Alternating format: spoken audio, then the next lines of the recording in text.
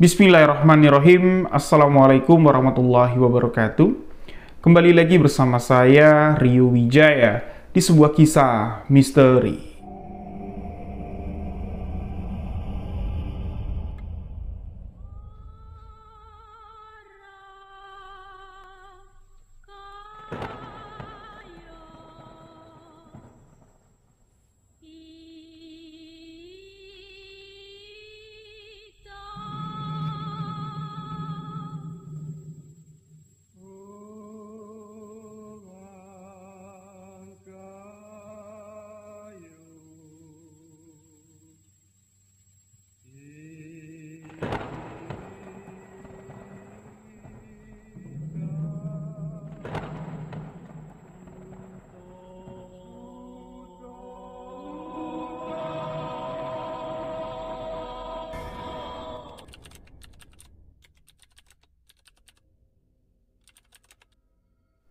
Di video sebuah kisah misteri kali ini, kembali sebuah kisah kiriman dari sahabat akan saya ceritakan.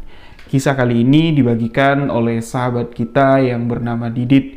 Beliau ingin menceritakan satu lokasi yang mengerikan.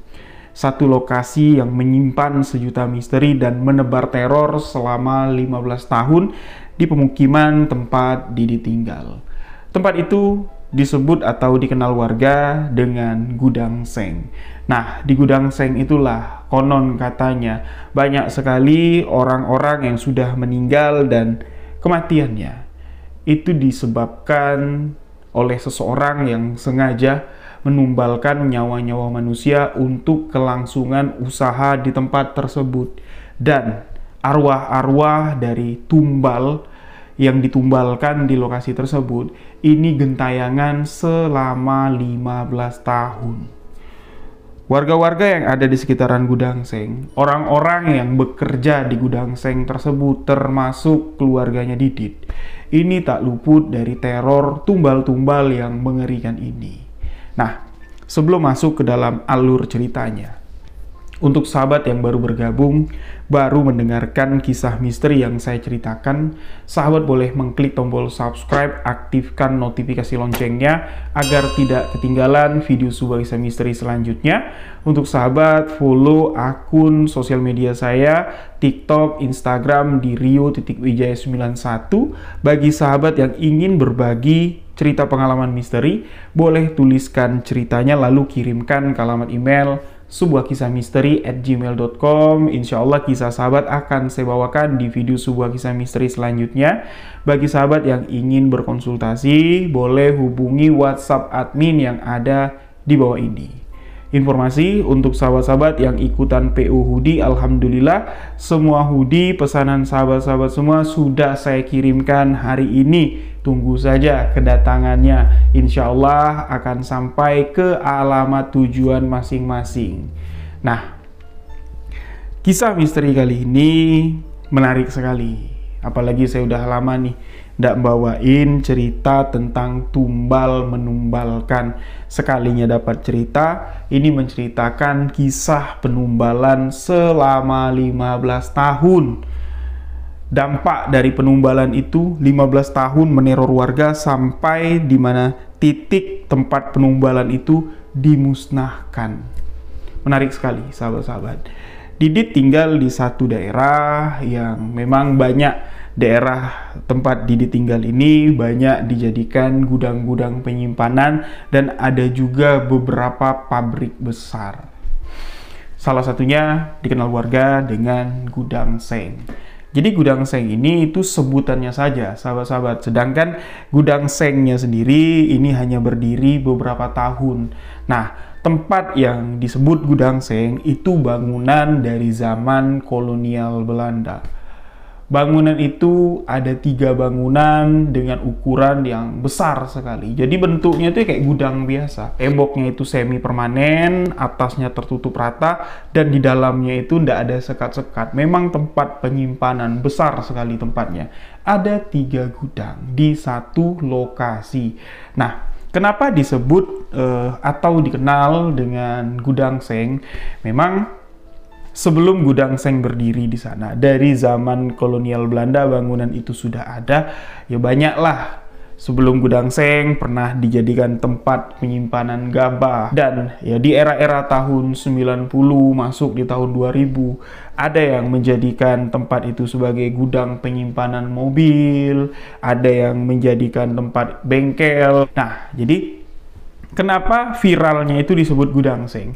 Karena ketika gudang seng ini berdiri di sana, tempat penyimpanan seng-seng bekas loh ini sahabat-sahabat, bukan seng yang baru jadi dari pabrik, enggak. Jadi ada salah satu pengusaha yang menggunakan ya 3 gudang terbengkalai itu untuk dijadikan gudang seng. Jadi dia mengambil ya seng-seng pabrik yang sudah digunakan tapi masih layak pakai, dikumpulkan lagi untuk dijual, untuk direstorasi, dan warga-warga juga kalau bongkaran rumah mau jual seng ya bisa dijual di sana. Nah, di fase gudang seng ini berdirilah banyak sekali hal-hal yang memicu energi-energi atau entitas-entitas dari masa lalu itu seakan-akan bangkit, dan dipercaya si pemilik gudang seng inilah yang menggunakan tempat itu sebagai tempat pemujaan. Dan gudang seng yang menjadi istilahnya kedok dari si pengusaha ini, ya itu menjadi kedok dan pemicu bangkitnya entitas-entitas yang berasal dari masa lalu. Nah, di awal-awal ketika gudang seng ini berdiri, sahabat-sahabat, ada seorang laki-laki parubaya. Ini kita sebut saja dengan nama Pak Joni. Pak Joni lah yang mengelola gudang seng tersebut. Dari 3 gudang, ini yang digunakan atau yang aktif untuk menyimpan seng bekas itu cuma 2 gudang. Jadi gudangnya itu bersusun berjajar, gudang 1, gudang 2, dan gudang 3. Di tengah-tengah antara gudang 1 dan gudang 2 itu ada satu rumah kecil, dan rumah itu baru dibangun ketika gudang seng ini beroperasi.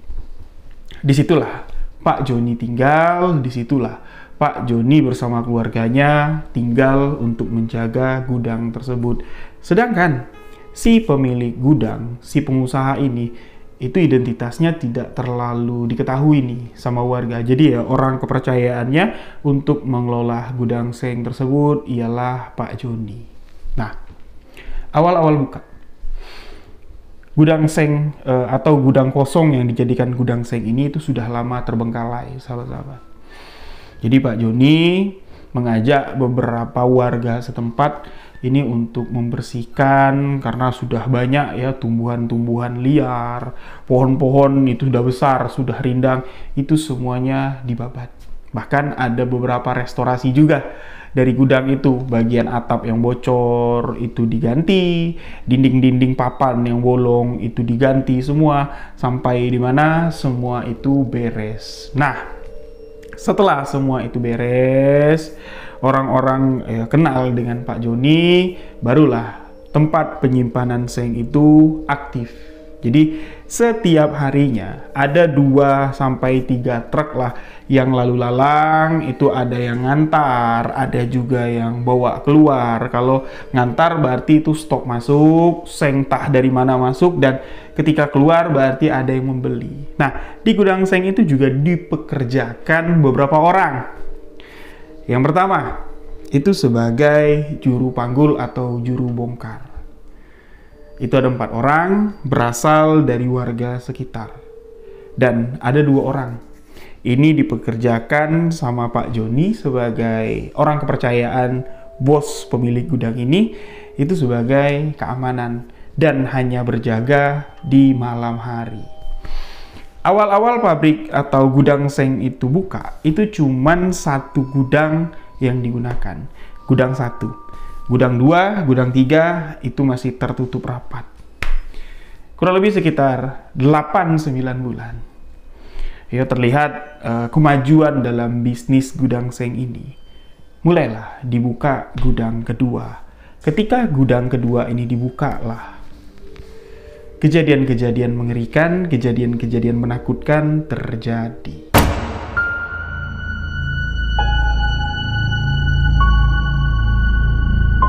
Ketika gudang kedua dibuka, ini ndak manggil orang banyak-banyak lagi, sahabat-sahabat, untuk bantu-bantu beres-beres, karena kan semuanya udah bersih nih, semua blukarnya sudah bersih. Nah, jadi pekerja yang 4 ini, Pak Joni ditambah security yang 2 inilah membuka gudang itu, karena gudang ini sudah puluhan tahun tidak dibuka. Jadi bentuk pintu gudangnya itu besar. Jadi dia nggak pakai gembok, tapi dia pakai palang besi. Nah, palang besinya itu aja, mungkin kalau dikiloin ya, beratnya itu hampir 20-30 kilo. Jadi karena sudah lama nggak kebuka, itu nyangkut dia, karatan. Nah, peristiwa pertama yang merenggut 1 nyawa, itu salah satu tukang panggul atau tukang bongkar muat. Itu berusaha buat ngetok nih, tang, pakai godam ya, diketok ke atas kayak gitu, untuk membuka besi palang. Ternyata, sahabat-sahabat, ketika besi palang itu terbuka, teman yang ada di samping, yang sedang melihat pembukaan besi palang itu malah ketiban godam yang besar. Godam itu martil yang besar dan menimpa kepalanya. Pecah dan meninggal di tempat. Jadi, pembukaan gerbang pertama saja, itu sudah ada korban nyawa. Nah, korban nyawa pertama di gudang seng ini, yaitu dianggap sebagai kecelakaan, keteledoran dari pekerja. Semuanya diurus sama Pak Joni.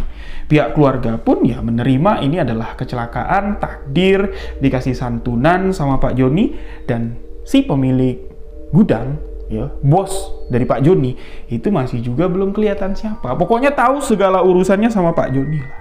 Nah, jadi diberi santunan, semuanya ya udah diberesin sama Pak Joni. Gudang kedua pun akhirnya dibuka. Setelah gudang kedua dibuka, tukang panggul atau bongkar muat yang tadinya 4 orang kan tinggal 3 nih. Otomatis harus menambah pekerja. Karena gudangnya sudah 2, ditambah lagi 3 orang lagi nih.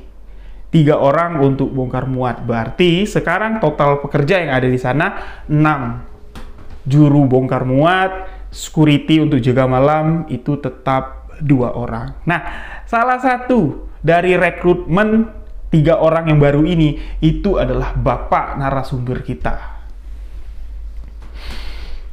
Bapak narasumber yang membagikan kisah ini. Jadi, dia tahu nih, kejadian yang meninggal, kepalanya pecah kena godam, yaitu tetangga mereka, masih satu kampung, dan tidak ada kecurigaan. Nah, jadi bekerjalah bapak dari narasumber kita. Gudang kedua ini dibuka, itu fase gudang pertama dibuka ya sekitar 8-9 bulan. Berjalan 2 bulan, bapak dari narasumber kita, sebut saja dengan Pak No. Nah, Pak No mengatakan ya aktivitas di gudang itu santai. Boleh dikatakan santai. Kalau ndak ada yang bongkar muat, kalau ndak ada yang melihat seng mau dibeli, ya mereka santai-santai aja. Dan Pak No mengatakan di sini yang membeli seng yaitu orang-orang yang berkeperluan atau berkepentingan untuk buka pabrik, ya buka tempat ternak yang membutuhkan seng dalam jumlah banyak, tapi ndak mau beli seng baru ya pakai seng bekas. Ya mereka lah. Nah, jadi seng-seng yang ada di sana itu ditumpuk, sahabat-sahabat. Jadi dibikin pakai rak besi, ditumpuk nih. Nah, ini sebelah sini ukurannya gini. Jadi apa istilahnya ya, secondnya sekian persen nih yang masih bisa, yang masih bagusnya. Nah, ini yang standar. Nah, ini yang super, yang betul-betul sengnya itu ya kualitasnya masih ya 11-12 lah dengan seng baru. Itu ditata rapi. Jadi gudang yang besar itu tumpukan raknya. Nah, jadi di setiap rak, kalau kualitasnya itu nomor 1, itu dikasih seng itu ya bagian pinggirnya itu dicat berwarna merah. Kalau yang menengah itu dicat warna putih. Nah, kalau yang nggak pakai cat ya berarti itu kualitasnya 50-50 lah secondnya.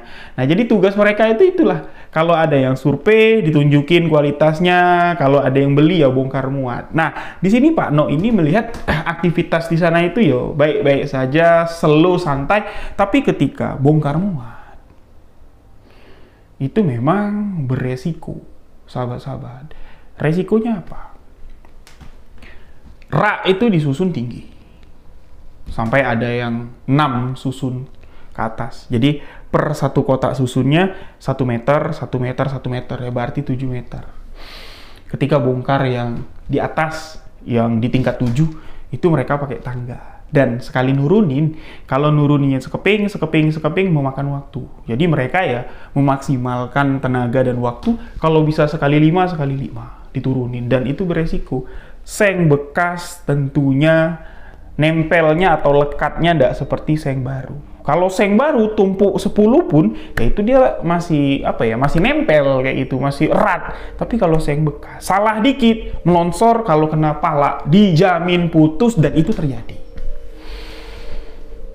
Pada saat itu, siang hari, Pak No kedatangan orang ya, masuk ke gudang nomor 2 ini.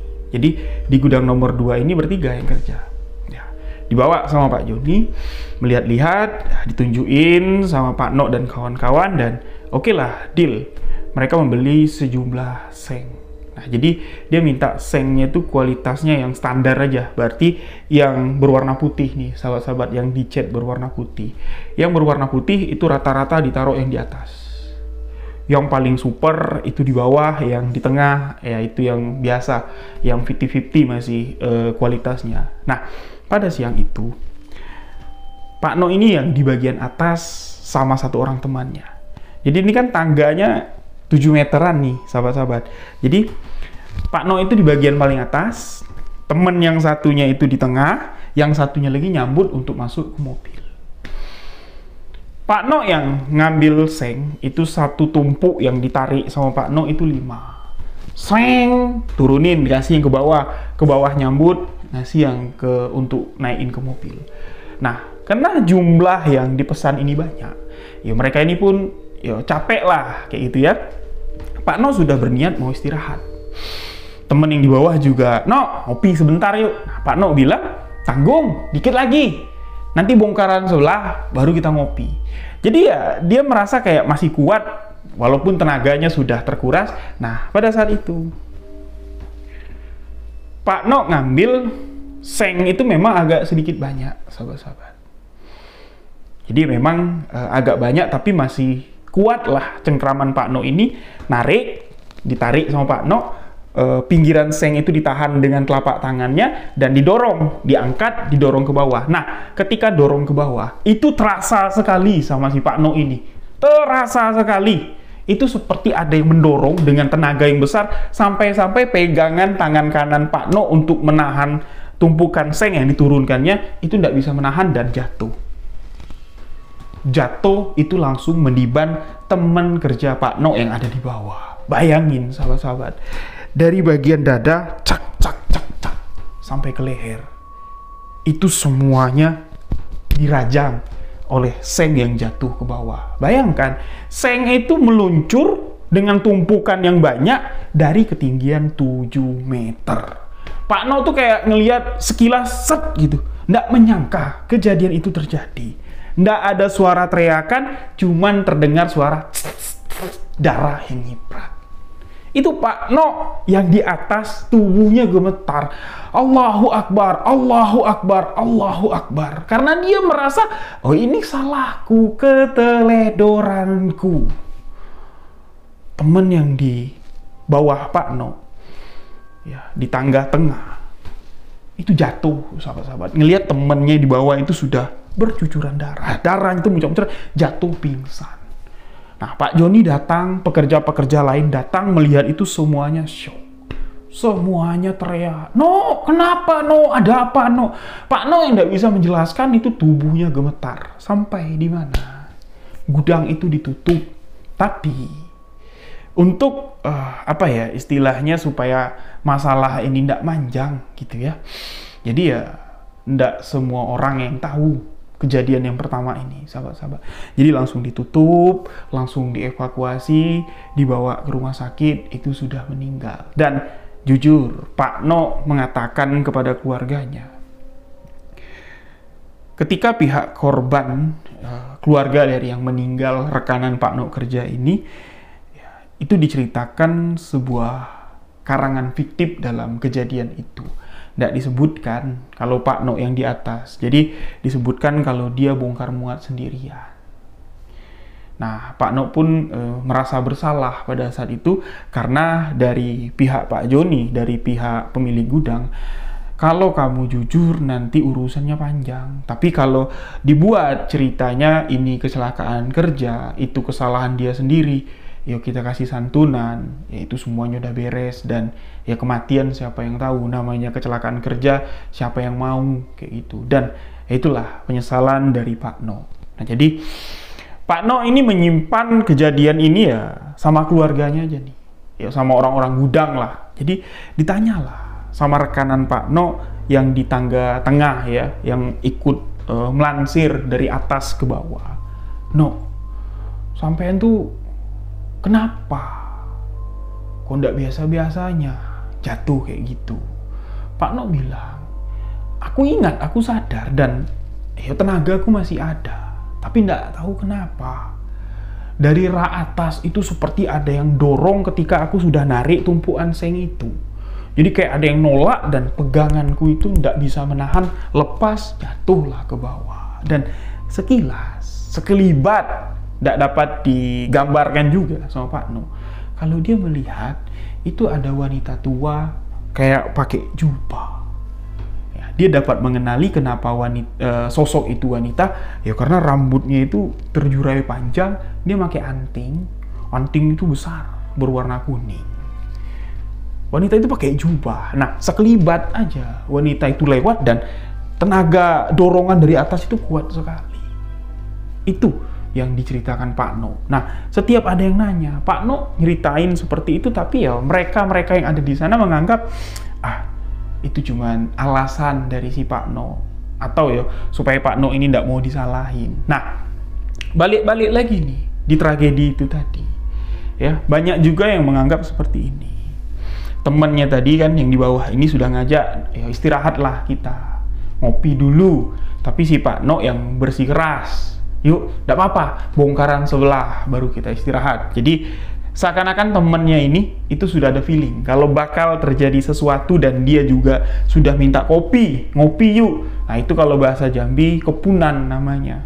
Nah itu, jadi ada yang beranggapan seperti itu, tidak dapat juga menyalahkan Pak No karena resiko dari setiap pekerjaan tentunya ada, sahabat-sahabat. Nah, jadi di gudang nomor 2 itu sudah ada 2 tumbal, 2 nyawa yang melayang. Pak No ini libur seminggu dia. Gudang 2 ditutup selama seminggu.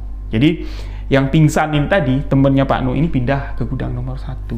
Nah, yang anehnya di gudang nomor 1 itu tidak pernah terjadi sesuatu yang aneh. Adem ayem, tentrem kayak itu.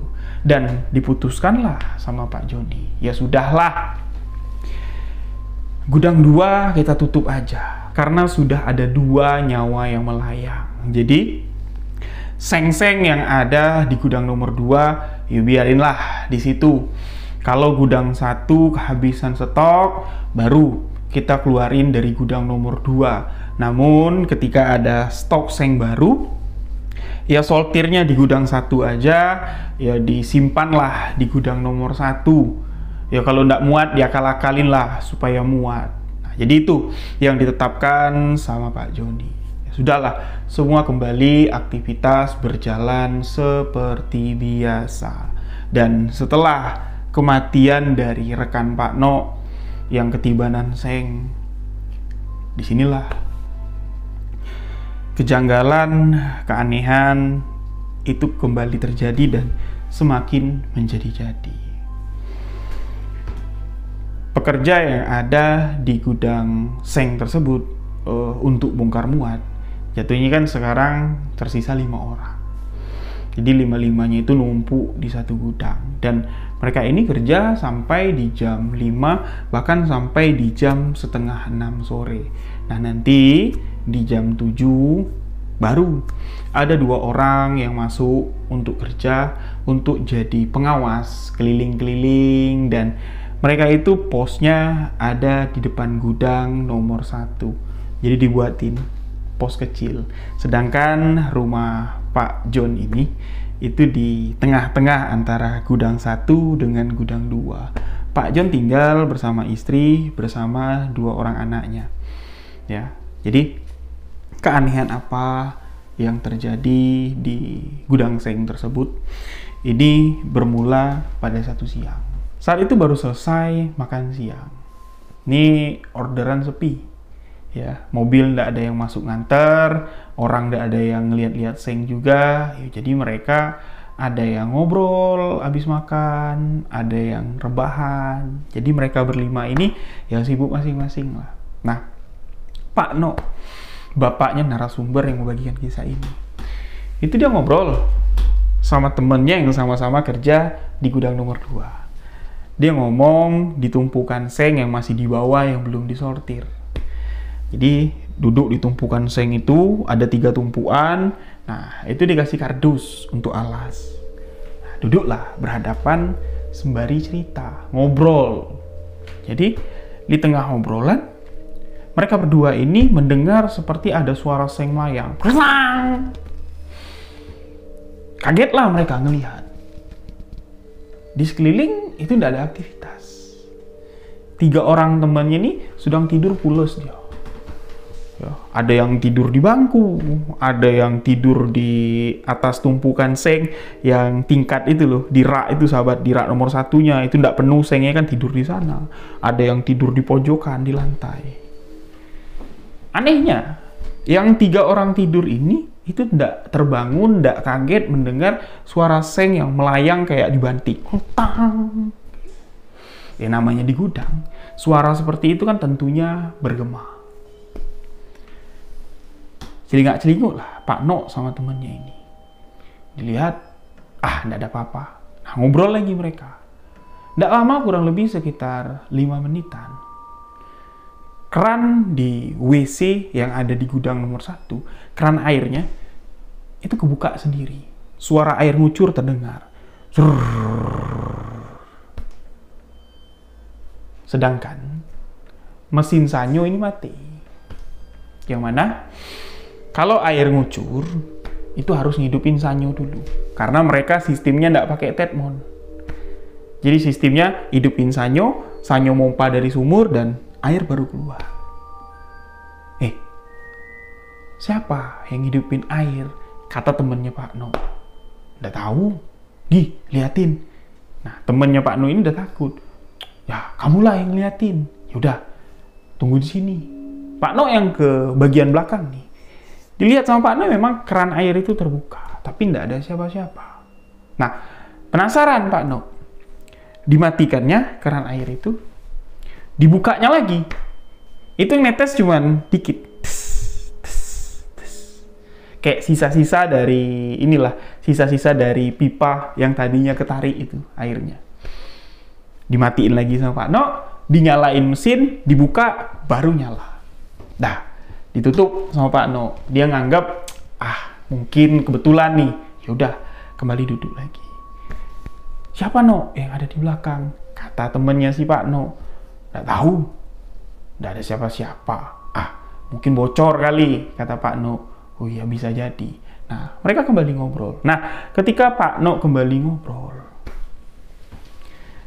mereka ini kedatangan tamu. Jadi, ada 1 perempuan dan 2 laki-laki. Di siang itu masuk ke gudang, tapi nggak tahu datangnya itu arahnya dari mana, sahabat-sahabat. Ibu-ibu itu umurnya ya hampir 50 lebih lah. Itu manggil. Dia masuk ke pintu gudang ya. Manggil, Mas, Pak No dan temennya Pak No ngelihat. Ya Bu, iya kamu sini. Nah, berdirilah mereka dari tumpukan seng, nyamperin ibu-ibu dan 2 orang laki-laki yang ada di belakang ibu-ibu itu kayak pengawal. Ada apa Bu? Ada yang bisa saya bantu? Iya, saya sangat perlu bantuan sampean-sampean. Apa Bu? Mau ngelihat seng? Mau beli seng? Ibu itu cuma tersenyum. Nggak menjawab mau melihat seng atau membeli seng, cuma tersenyum. Sedangkan 2 laki-laki yang di belakang ibu-ibu itu kayak bodyguard. Cuma diam dan memperhatikan Pak No dan temannya Pak No. Mereka pun di sini gugup. Pak No gugup. Kembali Pak No bertanya, Maaf Bu, sampean siapa? Ada perlu apa? Kalau ada perlu sama yang ngurus gudang, biar saya panggilin di sebelah. Ibu itu menahan Pak No, mengatakan, "Nggak perlu. Saya cuman perlu dengan sampean berdua. Ingat yo, sampean nggak usah lagi di sini. Sampean keluar dari sini. Cuman itu yang ingin saya sampaikan. Cuman itu kepentingan saya datang ke sini. Tempat ini nggak bagus. Tempat ini sudah nggak baik lagi. Lepas purnama bulan ini, sebaiknya kalian pergi. Tinggalkan tempat ini. Sampaikan ke teman-teman kalian. Nggak bagus nanti akhirnya. Saya permisi, saya izin pergi." Perempuan itu membalikkan badan dan pergi, meninggalkan Pak No dan temannya. Jadi mereka ini cuma bisa terdiam dan saling bertatap-tatapan. Ibu ini siapa? Kenapa kok dia ngomong kayak gitu?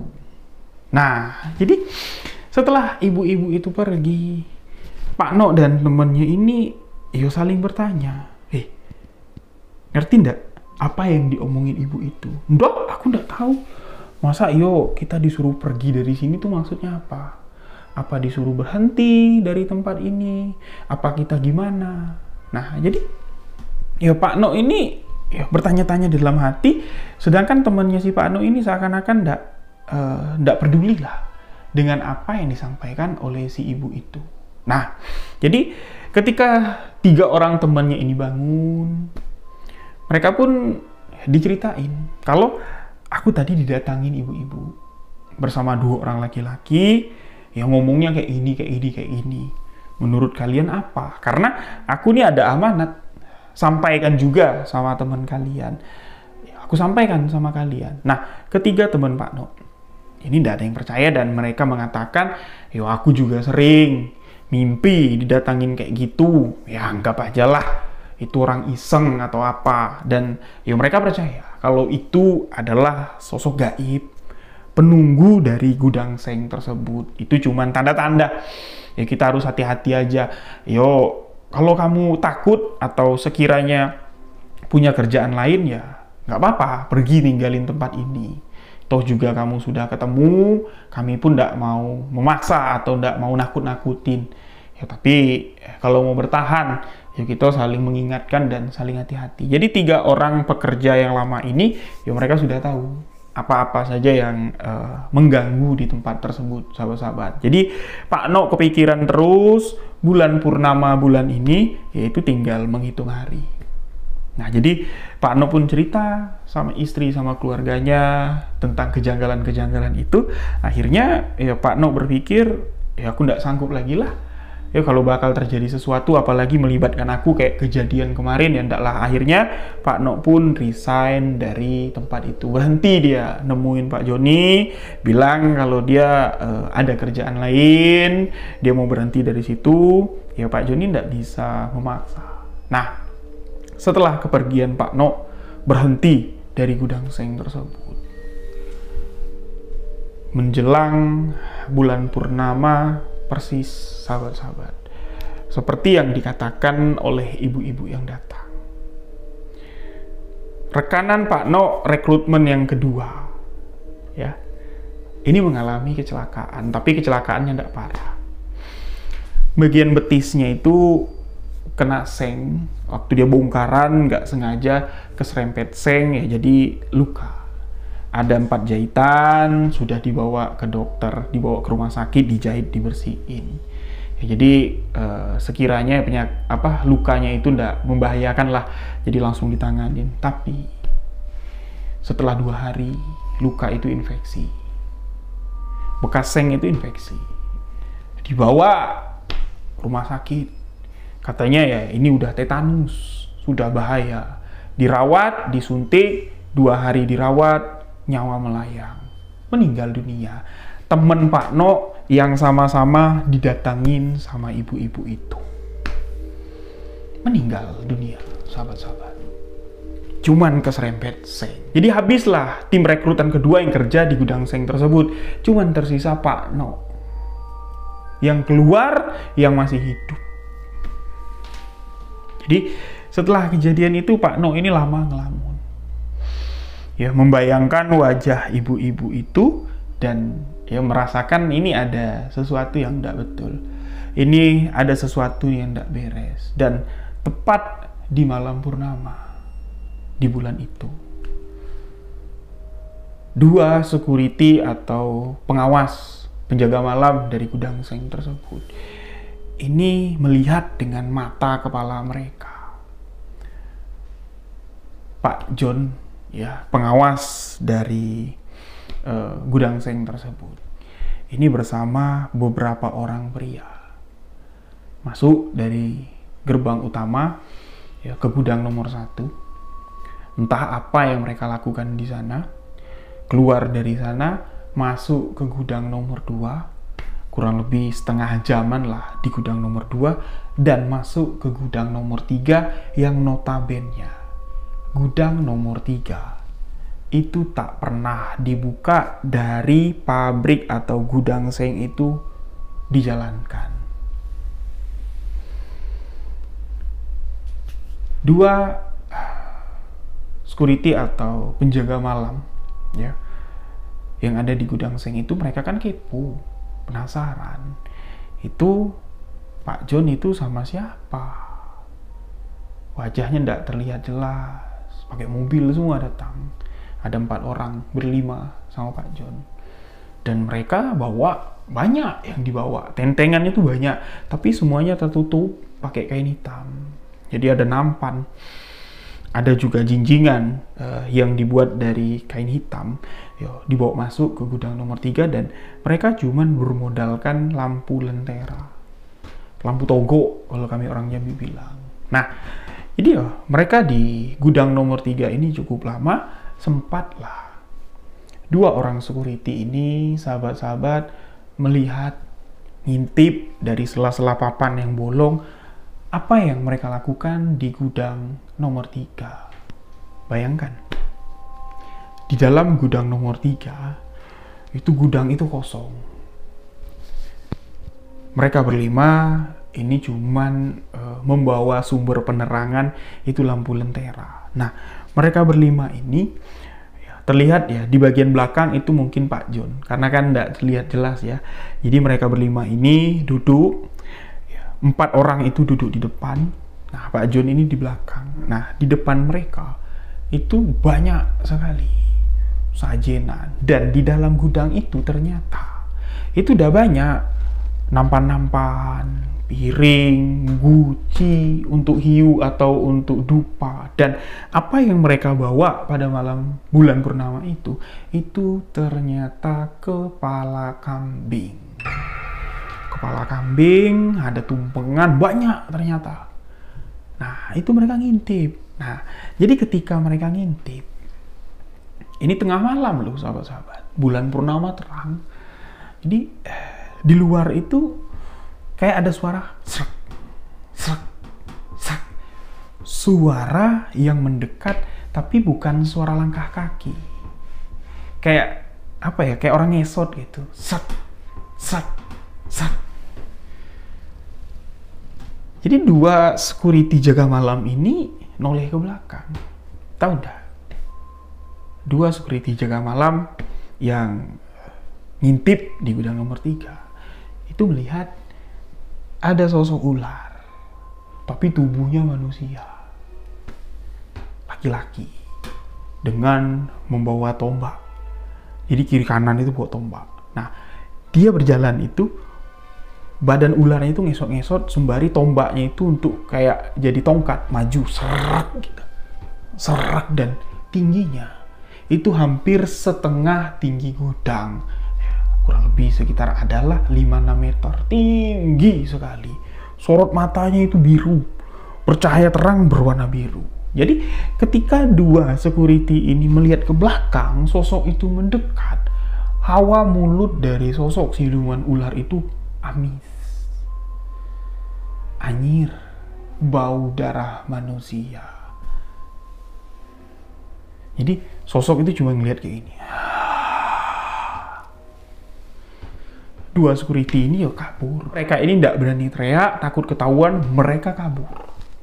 Nah, dari dua security inilah, sahabat-sahabat, ya, apa yang terjadi di gudang seng tersebut dapat diketahui oleh warga sekitar, termasuk Pak No.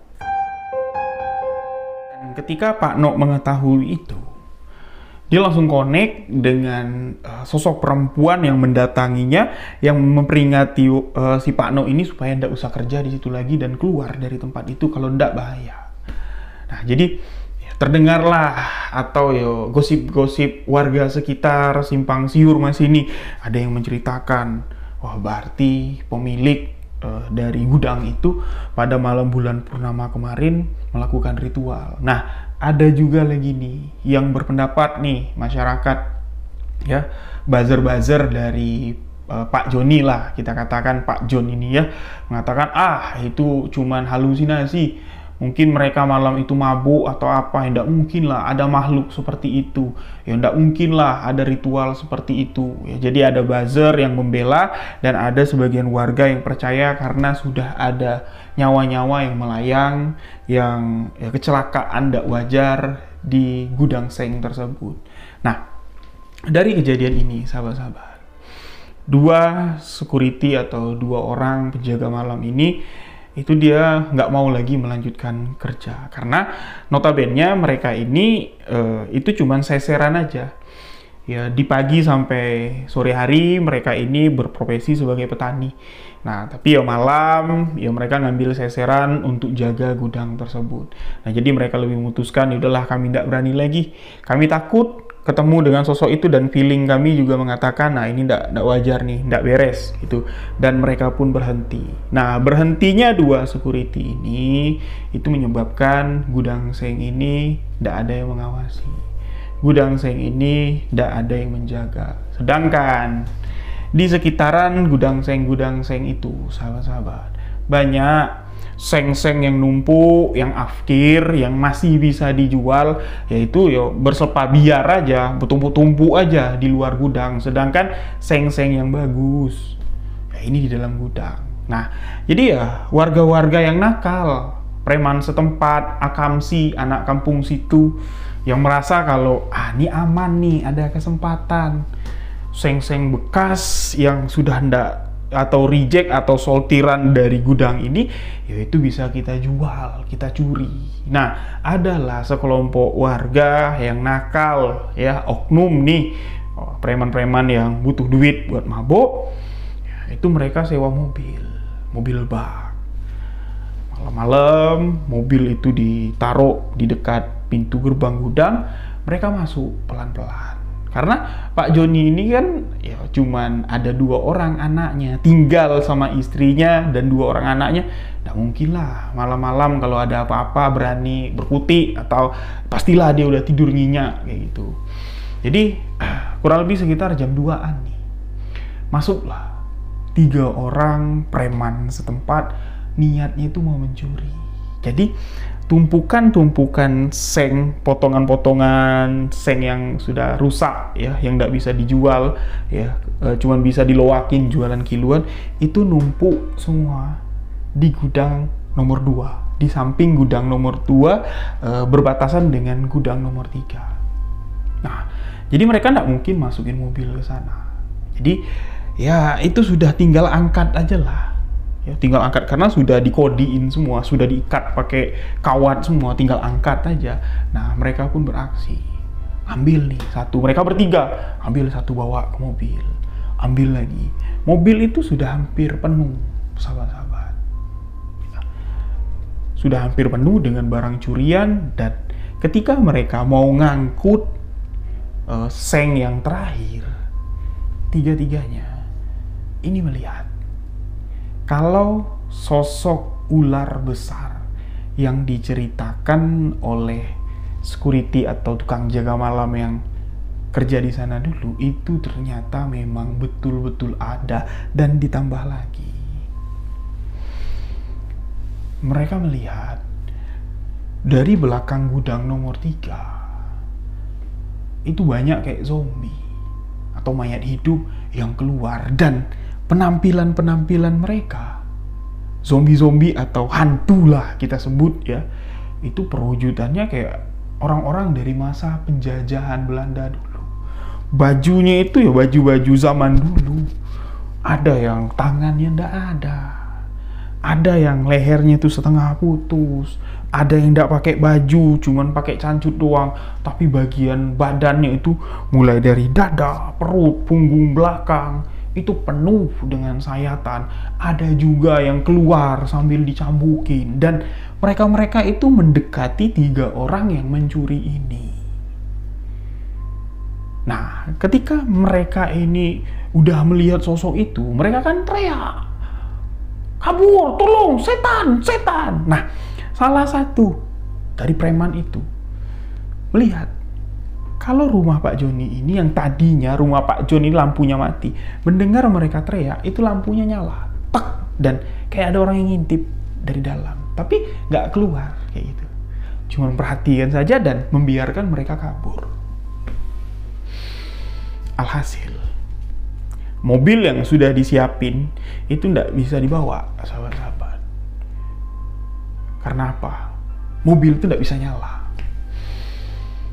Sosok itu terus mendekati. Nah, sedangkan sosok ular itu cuman berdiri aja nih di depan pintu gerbang gudang nomor 3. Nah, yang menakutkan inilah, yang sosok-sosok kayak zombie inilah, yang keluar seakan-akan mengejar 3 pencuri ini. Dari situ semakin heboh lagi.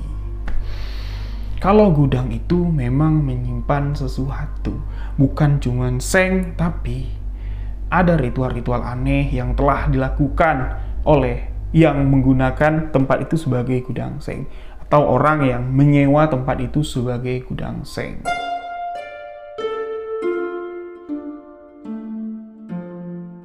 Dari kejadian pencurian yang gagal oleh preman kampung setempat, dan malah mereka mendapatkan gangguan ya, ketika dalam aksi pencuriannya oleh sosok yang menakutkan, oleh sosok yang mengerikan. Banyaklah lagi di sini warga yang berasumsi tempat itu kan memang angker, tapi selama ini kita tinggal puluhan tahun berdampingan dengan tempat itu. Jangankan sosok seperti yang diceritakan oleh anak-anak yang memaling itu, sosok kuntilanak aja, sosok pocong aja nggak pernah terlihat. Kayaknya gudang itu adem ayem aja, tapi loh kok sekarang gudang itu malah mengerikan, menakutkan. Jadi sisa 3 pekerja yang ada di gudang itu, ya mereka sudah dinasihatin sama Pak No, nasihatin juga nih sama 2 mantan security jaga malam di sana. Berhentilah, kami yakin di gudang itu banyak hal-hal yang aneh, banyak sesuatu yang menakutkan.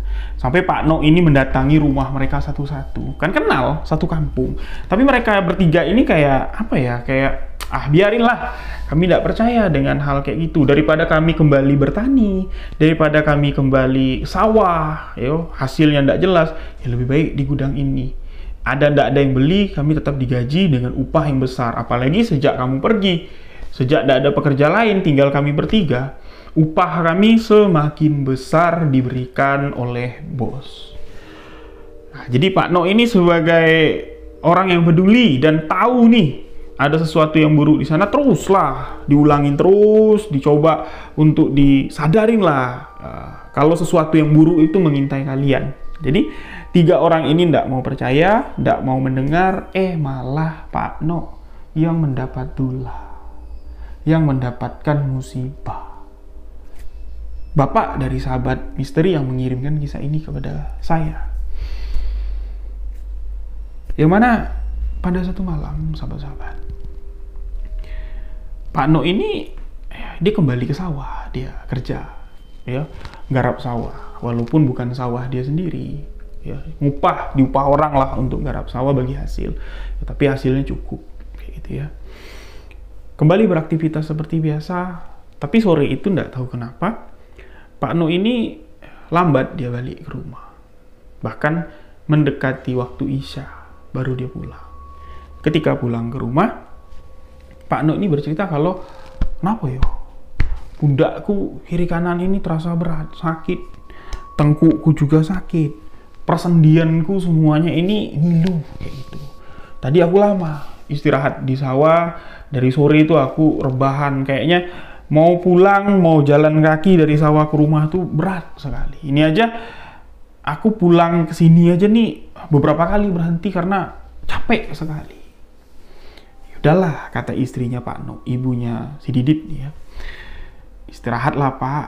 Ya wis, Bapak istirahat. Nah, jadi pas dia istirahat itu ndak sempat mandi. Bapaknya Didit ini kurang lebih sekitar masuk jam 10, jam 11 malam, dia tuh ngeracau, sahabat-sahabat. Dia ngeracau, katanya tubuhnya itu dililit ular. Sakit, aduh, tolong, ular besar, tolong. Dan reaksi dari tubuh bapaknya Didit ini mulai kayak ada lebam kayak gitu, sahabat-sahabat. Kayak betul-betul dicerut atau dipukul orang lah dengan benda tumpul, mulai tiba-tiba lebam dan panasnya semakin tinggi. Lewat dari tengah malam, Pak No meninggal dunia. Dan ketika beliau meninggal, dari mata, telinga, hidung, dan sela-sela bibir itu keluar darah. Ya kayak ada luka dalam lah di tubuhnya. Dan kalau dipikir nih, Didit berpikir, ini ya kayak apa yang dibilang bapak dari sore, badannya kayak sakit-sakit, terus juga dia ngeracau, kayak dililit ular, itu kayak betul, kayak bagian dalam tubuhnya itu remuk, sahabat-sahabat. Padahal sebelum berangkat, sebelum pagi itu, bapaknya sehat walafiat. Nah, jadi kematian dari Pak No ini kembali mengguncang warga. Yang mana warga tahu kalau Pak No ini yang ngotot sekali mengatakan kalau di tempat itu pasti ada yang tidak beres. Dan mengajak 3 orang rekanannya ini untuk berhenti. Kayak gitu. Dia yang paling ngotot, dia yang paling getol. Dia pula yang jadi korban. Korban selanjutnya. Nah, jadi kematian Pak No ini menyimpan misteri, sahabat-sahabat. Bahkan keluarga besarnya Didit ya ini mencari tahu sampai pergi ke orang pintar, bertanya dengan kiai, sampai mereka mendapatkan kalau dibilang valid atau bisa dipercaya, wallahu a'lam bishawab lah. Tapi dari penjelasan, dari gambaran orang yang ditemui oleh keluarga Didit, ya ini masuk akal. Kalau bapaknya ini seakan-akan ya memang ditargetkan untuk dibunuh oleh sosok gaib yang ada di sana karena sudah terlalu banyak tahu dan mengajak tumbal-tumbal selanjutnya untuk keluar dari sana. Dan seharusnya bapaknya si Didit ini tidak mati kalau dia tidak terlalu ikut campur dalam hal-hal mengerikan yang terjadi di gudang tersebut. Nah, karena dia sudah terlalu banyak ikut campur lah, sosok gaib yang ada di sana marah dan dialah yang dijadikan tumbal selanjutnya. Dan dari gambaran orang yang dipercaya sebagai paranormal atau orang pintar sama keluarganya Didit, tumbal-tumbal selanjutnya ini akan berjatuhan. Pasti akan berjatuhan. Beberapa bulan kemudian, 2 orang mantan security yang ada di sana ini sakit secara bersamaan. Sakitnya tuh aneh. Keringat yang keluar dari tubuh mereka ini baunya kayak bau anyir tubuh ular. Keringat itu bau anyir kayak bau ular, amis kayak itu, sahabat-sahabat. Dan di malam kematian mereka itu di sekitaran rumahnya banyak ditemukan kayak kulit ular, selongsong kulit ular. Ya, kulit ular yang berganti, ular kan dia ganti kulit. Nah, banyak ditemukan di sekitar rumah yang meninggal ini. Mereka meninggalnya itu di jamnya itu cuma beda menit doang. Di hari yang sama, cuma beda menit doang. Sakitnya pagi, malamnya meninggal. Itu tempo beberapa bulan dari kematian Pak No, bapak narasumber yang membagikan kisah ini. Dan itu waktunya belum sampai 3 tahun. Gudang seng itu berdiri, sahabat-sahabat. Nah, viral lagi nih omongan warga. Banyak nih yang mencoba untuk mencari tahu. Tapi semakin orang mencari tahu tentang gudang seng itu, semakin teror terasa dan menakutkan bagi warga setempat. Jadi, kampung itu adem ayem sebelum gudang seng itu berdiri. Walaupun bangunan itu berdiri dari zaman kolonial Belanda dan dipercaya di zaman kolonial Belanda, 3 gudang tersebut ini dijadikan tempat tempat penyiksaan, ya, tempat menyekap budak, tempat istirahat para pekerja-pekerja paksa. Ya, di gudang-gudang itu dan banyak pekerja paksa pribumi yang disiksa, yang mati di sana, yang mati kecapean, yang mati disiksa, yang mati dibunuh.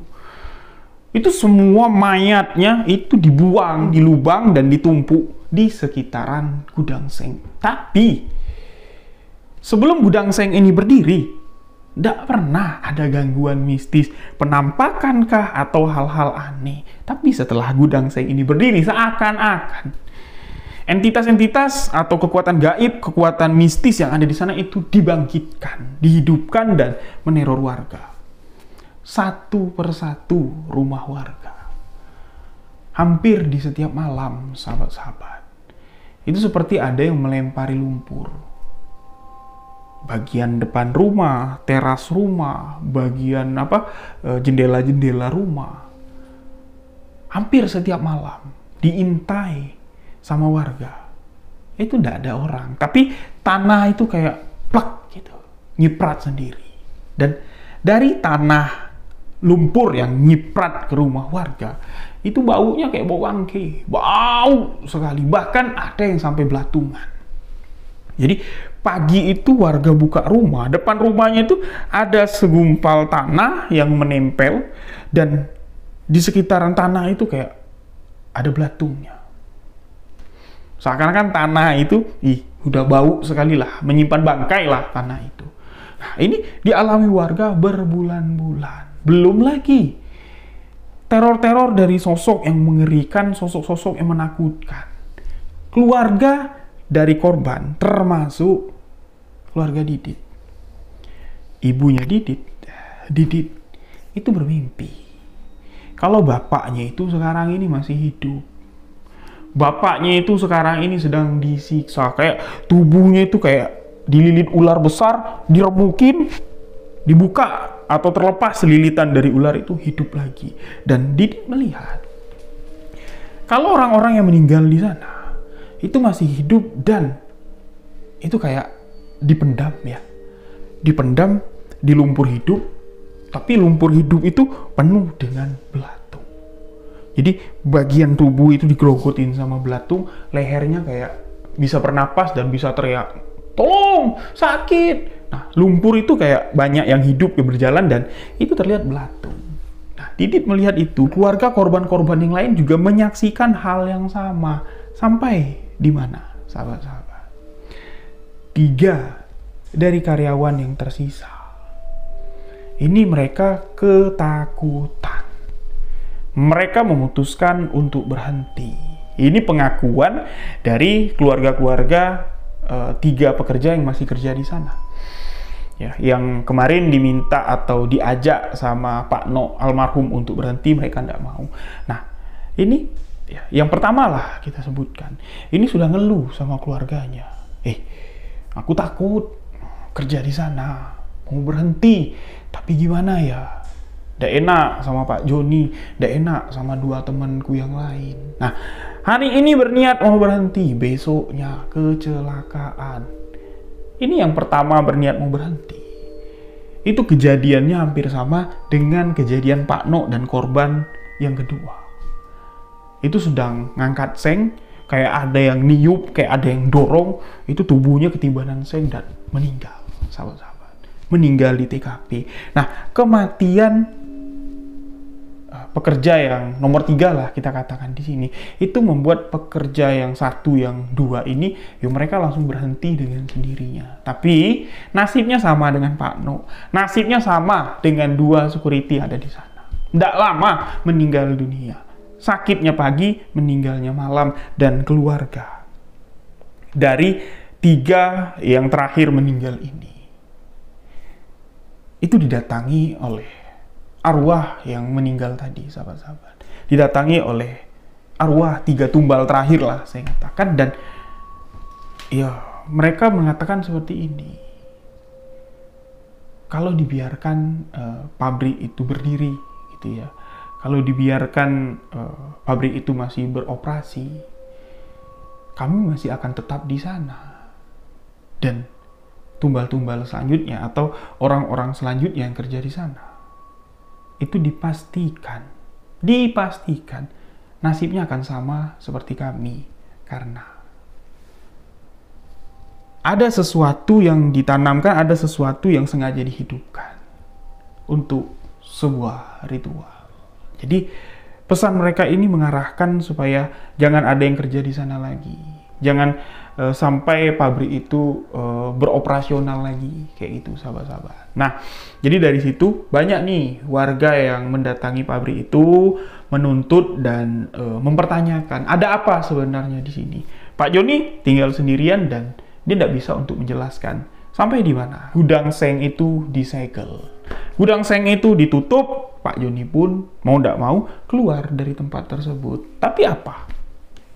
Dari pihak pemilik atau orang yang punya gudang seng atau menyewa gudang seng ini, sahabat-sahabat, itu tidak ada aksi kayak nemuin masyarakat, negosiasi supaya usahanya ini bisa jalan lagi. Tidak. Ditutup ya sudah ditutup. Nah, semenjak ditutup gudang seng ini, itu semakin mengerikan dan semakin menakutkan. Bayangkan, 15 tahun dari kejadian gudang seng itu ditutup, teror warga, sosok-sosok mengerikan, hantu-hantu dari zaman dulu, hantu-hantu yang menakutkan, ini mengganggu kenyamanan, ketentraman warga. Gudang seng itu menjadi tempat yang paling menakutkan. Teror-terornya ini dialamin sama anak-anak, nangis malam-malam. Pokoknya yang ada di sekitaran gudang seng, rumahnya yang ada di sekitaran gudang seng, ini hampir setiap malam di 15 tahun itu, sahabat-sahabat, mendengar di dalam gudang seng itu kayak ada aktivitas.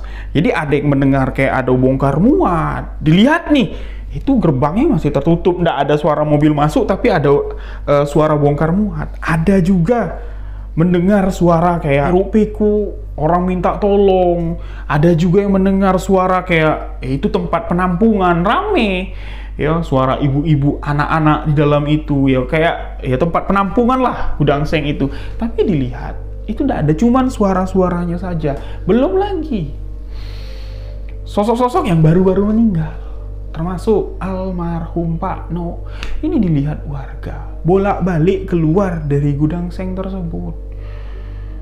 Di rumah Pak No sendiri, sahabat-sahabat, ya, di rumahnya Didit nih, kita katakan Pak No almarhum kan sudah meninggal.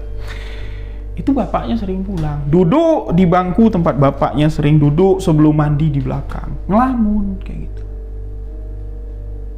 Sampai-sampai Didit, adik-adiknya, ibunya Didit itu sudah hafal jam-jam bapaknya muncul di rumah tersebut, ngelamun dengan raut wajah yang sedih, kayak sedang memikirkan sesuatu lah. Nah, ditegur, sosok itu hilang.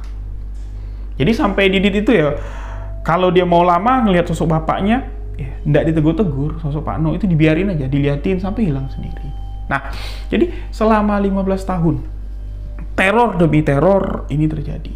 Jadi dalam fase 15 tahun ini, sahabat-sahabat, ya, gudang seng ini tutupnya atau disegelnya yaitu kurang lebih hampir adalah 3 tahun atau 4 tahun, Didit bilang. Jadi setelah itu baru ada mobil yang banyak, truk-truk yang banyak itu dibawain seng-sengnya keluar. Berarti udah fix tutup lah gudang seng ini. Jadi setelah barang-barang di sana keluar, pintu gerbang pun terbuka, warga pun dapat akses untuk keluar masuk ke gudang seng. Nah, jadi warga yang penasaran nih ada apa di sana, mencoba mencari tahu, ya dibuka lah gudang nomor 3. Dibuka paksa, ya di dalam itu sesuai dengan apa yang dilihat oleh 2 security di malam purnama.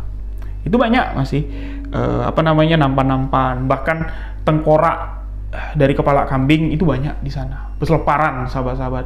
Bukan 1, bukan 2. Belasan kepala kambing yang ada di gudang nomor 3. Dan suasana gudang nomor 3 itu dingin sekali. Dan dipercaya sumbernya itu ada di gudang nomor 3. Teror-teror yang dialami warga itu sumbernya di gudang nomor 3. Nah, jadi saking kan penasarannya warga ini, ada yang iseng gitu ya, nyoba untuk minta togel atau ngelok kalau bahasa Jambinya di gudang nomor 3. Tahu enggak yang datang?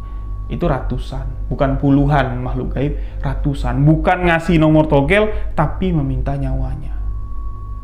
Meminta nyawa orang yang nekat nyari togel atau tidur di situ dengan bawa sajen. Minta nyawamu. Kasih kami makan, kami lapar. Kami lapar.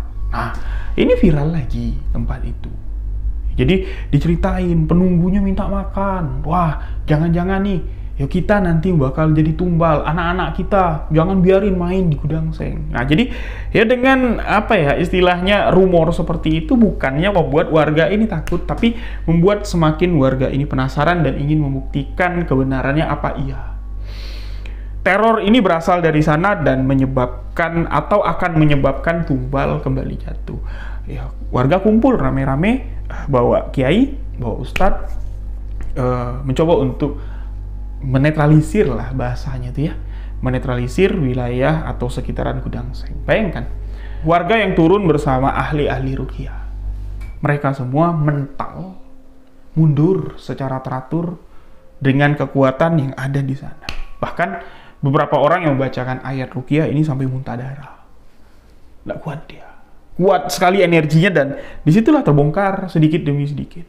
Bahwa apa yang sudah terjadi di masa lalu yang hendak ngantu atau hendak bergentayangan, ya dengan adanya ritual-ritual penyembahan, dengan adanya ritual penumbalan di tempat itu bangkit lagi, kekuatannya semakin besar dan semakin hari semakin berlipat ganda. Karena sosok-sosok astral yang ada di sekitar itu ditarik, ngumpul semua di sana, sahabat-sahabat. Jadi banyak juga dukun yang mencoba untuk datang, menarik barang pusaka katanya di sana. Bukan barang pusaka yang dapat, tapi petaka yang dapat. Dukun itu muntah-muntah darah, kesurupan, ya ndak hilang-hilang, dinetralisir ndak bisa, ditanyain, minta nyawa, kami lapar. Tetap itu jawabannya, sampai di mana? Warga ini udah pasrah, 15 tahun loh. Teror ini dialami warga, rumah mereka didatangi oleh sosok-sosok yang mengerikan. Sosok-sosok bukan pocong, bukan kuntilanak, bukan genderuwo, tapi sosok perwujudan manusia dengan tubuh yang setengah hancur. Mereka lagi tidur, diganggu. Mereka aktivitas malam ini ketemu, dicegat. Mereka udah pasrah dan akhirnya ada seseorang yang mengatakan seperti ini. Satu-satunya jalan. Tempat itu harus diratakan dengan cara dibakar. Nah, disinilah narasumber yang membagikan kisah ini itu tidak dapat mengatakan atau tidak dapat memastikan setelah 15 tahun terjadi teror, termasuk bapak saya, Bang Riu, yang jadi korban atau tumbal di tempat itu. Saya tidak dapat mengatakan apakah tempat itu dibakar oleh oknum atau terbakar dengan sendirinya. Tahu-tahu di tengah malam kobaran api menyala dengan besar. Habis 3 gudang itu dilalap api. Tengah malam itu, sahabat-sahabat. Api yang membakar gudang itu banyak yang melihat itu naik ke atas tinggi. Ya, jadi dari 3 gudang itu apinya besar. Asap hitam ngebul gitu ya, karena malam kan asap hitamnya nggak kelihatan, cuman merah kobaran api aja yang kelihatan. Nah, dari 3 gudang itu kobaran apinya dempet jadi satu, bergabung menjadi satu, dan kayak ngebentuk tanduk kayak gitu loh. Kayak ngebentuk perwujudan lah, tapi cuman tanduknya aja. Dan suara bising hirup pikuk, wah, kayak orang teriak, itu terdengar jelas. Aneh sekali. Kebakaran itu sebentar sekali, kayak sekali lewat, beng gitu. Dan semuanya rata oleh api. Semua jadi abu.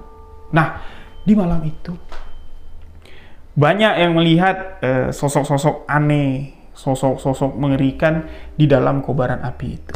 Jadi 3 gudang itu dilalap api ya nggak sampai 1 jam, 1,5 jam nggak sampai, semuanya rata. Ketika pihak pemadam kebakaran datang, yaitu tinggal madamin abu-abunya saja, arang-arang dari yang terbakar itu saja.